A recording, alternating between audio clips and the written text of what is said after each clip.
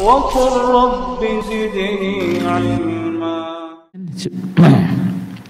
Karena salat itu waktunya telah ditentukan seperti Allah berfirman, inna salata kanat 'alal mu'minina kitaban mawquta, bahwa salat itu adalah kewajiban yang dibatasi waktunya untuk orang-orang iman. Jadi salat itu waktunya ditentukan.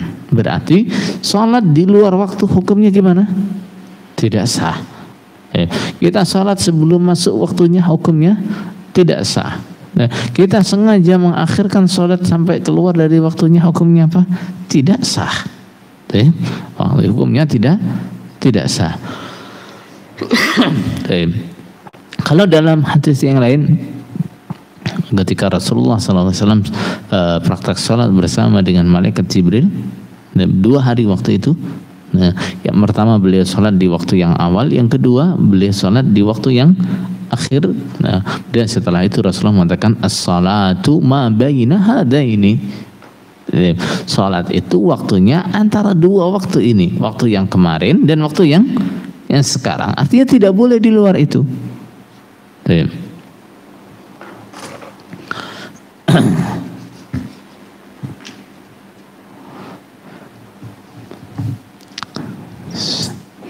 Di antara ulama kemudian terjadi perselisihan dalam masalah orang yang sengaja menunda sholat sampai habis waktunya. Apakah dia harus menggantinya atau tidak? Kenapa? Kenapa terjadi perselisihan itu? Apakah harus diganti apa tidak? Karena semua ulama sepakat sholatnya nggak sah. Kalaupun dia sholat nggak sah. Nah, terus diganti apa enggak? Nah, makanya sebagian ulama mengatakan nggak usah diganti, nggak sah kok. Jadi sebagian ulama mengatakan tetap diganti walaupun tidak sah. Ini kenapa? Karena semua sepakat sholat sengaja sampai di luar waktunya nggak sah sholatnya.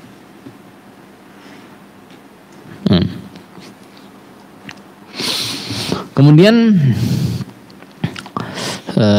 waktu salat zuhur di situ disebutkan mulainya ketika matahari sudah mulai condong ke barat. Matahari sudah mulai condong ke barat sedikit saja itu sudah masuk waktu zuhur. Sampai kapan? Sampai bayangan segala sesuatu, ya, kita tegakkan apa saja, bayangannya itu panjangnya seperti dengan sama dengan tingginya benda itu. Sudah?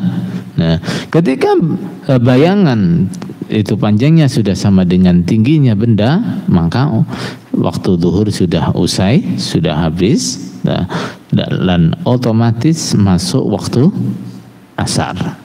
Langsung masuk waktu asar. Sampai kapan?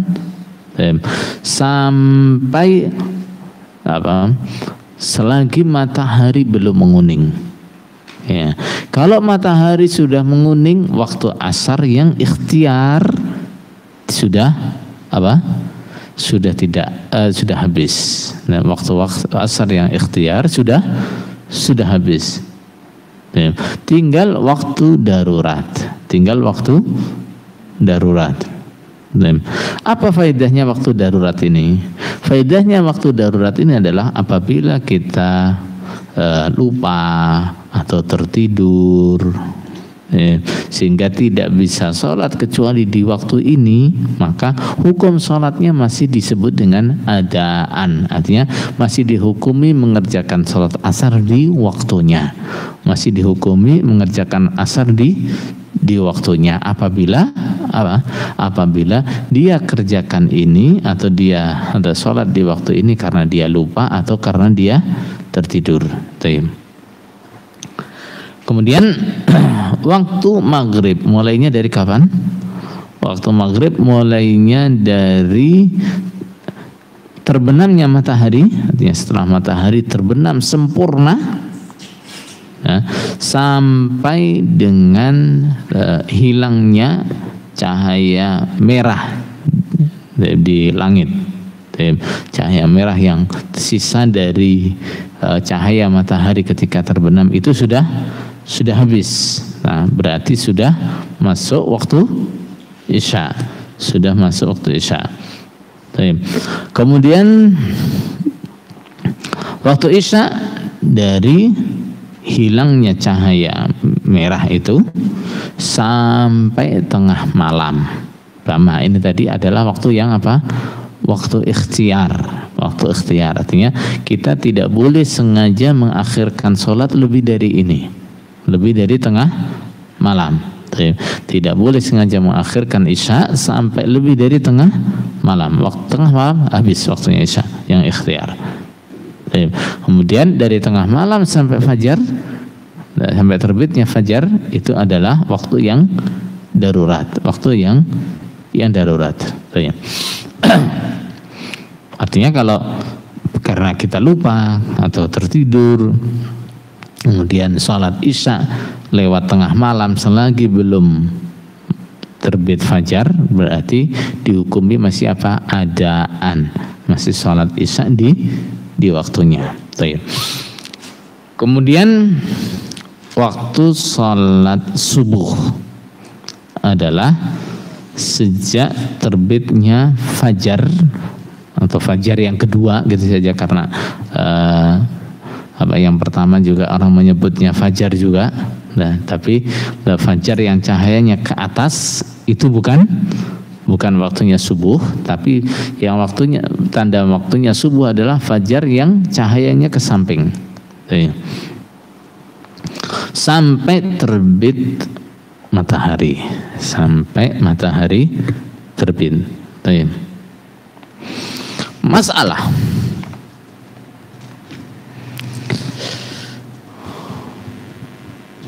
ada beberapa negara yang di kutub, ya, dekat dengan kutub. Di musim-musim tertentu itu ada yang gak ada malam, matahari itu kelihatan terus 24 jam. Ada yang begitu. Kemudian di musim-musim tertentu matahari nggak terlihat sama sekali, jadi malam terus. Bagaimana sholat mereka?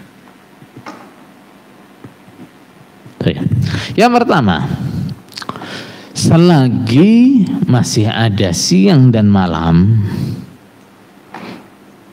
walaupun pendek, ya, walaupun pendek, maka sholatnya atau waktu sholatnya tetap menggunakan tanda-tanda waktu sholat yang ditetapkan oleh syariat.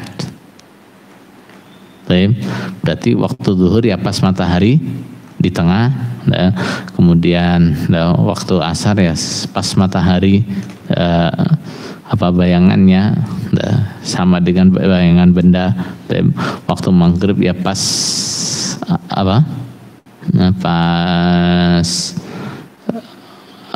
matahari terbenam. Waktu Isya ya pas bayangan merah itu sudah, cahaya merah itu sudah habis. Waktu fajar juga begitu.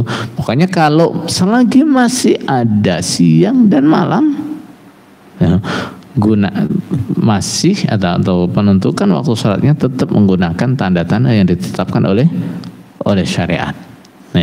Nah, ketika sudah tidak ada siang malam, gimana? Nah, ketika sudah siang terus misalnya, ketika sudah siang terus misalnya, gimana? Sholatnya, waktu sholatnya mengikuti negara terdekat yang ada siang malam.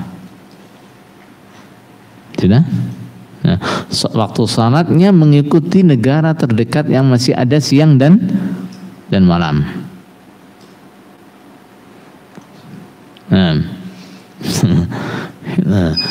Jadi kalau sudah nggak ada siang malam, misalnya kok siang terus, nah berarti nanti sholatnya kapan? Nah, mengikuti jadwal waktu sholat negara terdekat yang masih ada siang dan malam.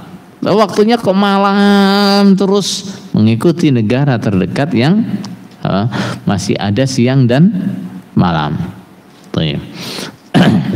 Kemudian di antara ulama ini terdapat perselisihan tentang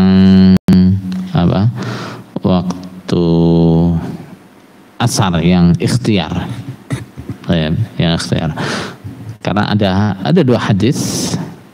Dan yang pertama, waktu asar itu ketika yang ikhtiar adalah sampai panjangnya bayangan itu 2 kali tingginya benda, ya enggak? Terus yang kedua,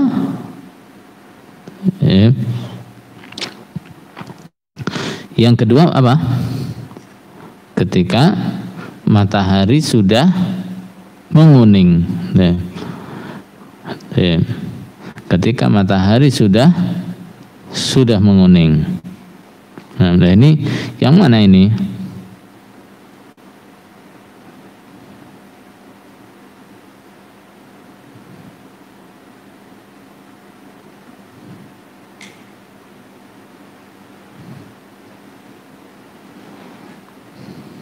Karena hadisnya sama-sama sahihnya, ya dua-duanya aja.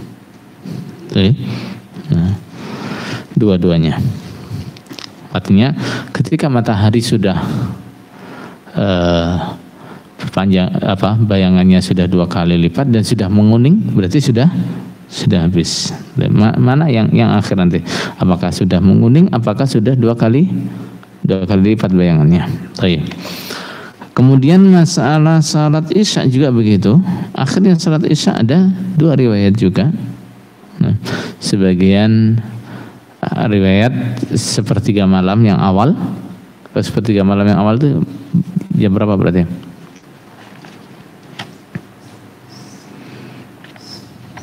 Sekitar jam berapa coba? Tadi 11 jam ya. 11 jam dibagi 3 berapa? Jam berapa? Setengah 10. Kemudian hadis yang lain adalah tengah malam. Yang sahih itu mana? Dua-duanya sahih. Berarti yang paling panjang adalah sampai tengah malam. Tengah malam. Nah, yang dimaksud dengan salat atamah yang disebutkan adalah afdalnya salat isya adalah apa? Waktu atamah. Waktu atamah nanti di belakang ada hadisnya. Waktu atamah. Waktu atamah adalah apa? Akhir sepertiga malam. Ya, akhir sepertiga malam yang awal. Itu waktu apa? Waktu atamah. Artinya kalau kita salat isya atamah ya sekitar jam setengah 10, jam 10 itu salat isya atamah, itu salat atamah. Paham tuh? Tapi mana yang paling afdal sekarang?